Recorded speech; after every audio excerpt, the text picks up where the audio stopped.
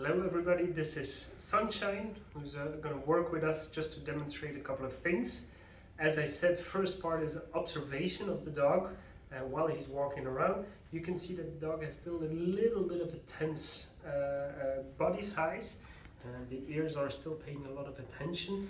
The dog is still not calm yet, but you will see while we stroke it, while we're just talking nice with a clear voice, the dog will come relaxed. And that's something you can observe while the dog is here, and that's something that you should pay attention in. Because during the examination, if you feel anything tense up, if you push on something that is painful, you can have very subtle signs like the dog tensing up, the muscles getting tense, the ears getting something of a message.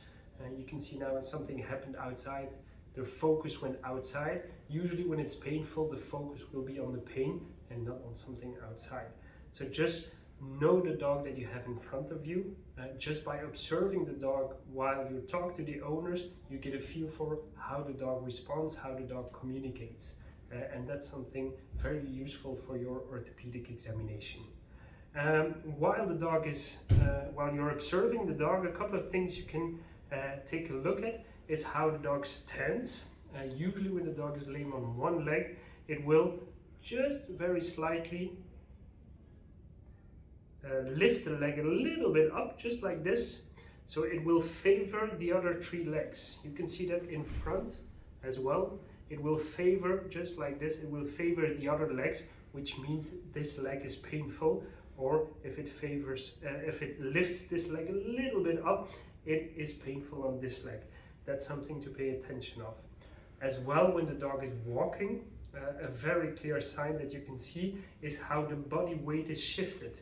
In a normal dog, the body weight is shifted almost equally between the front legs and the hind legs.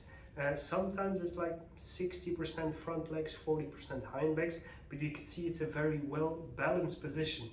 If you can see the front legs being shifted a bit more backwards, that's usually a sign that they want to fall in front, so more weight is being pushed on the front side, which means they do not want to put weight on the back side and you have a backside problem. The same if you see the hind legs getting backwards, it means the weight is being shifted on the front legs, which means the painful side is on the backwards. You can see the same if a normal dog has this is actually quite straight, but a normal dog has quite some angulation in the hind limbs. If they stand with a very extended position, it means they want to shift their weight upwards, to shift their weight up front, which means that they're actually disliking to put weight on the back side. And then the painful side is here. When the dog is walking, a very common side when front limb lameness is a head bob. So what you will see when they are walking is when the painful limb is touching the ground, the head is going up.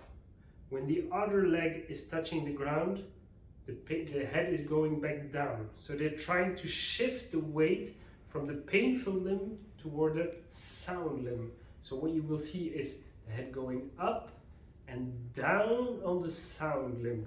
It's way easier to see where the head is going down, and that's why we say going down on sound. So you will see a head bob going up, down, down. And that's something you can clearly see, and it goes down on sound.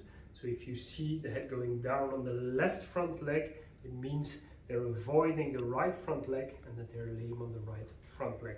Those are some very easy observations you can do. You can see in your observation room. That's a very important part. Thank you.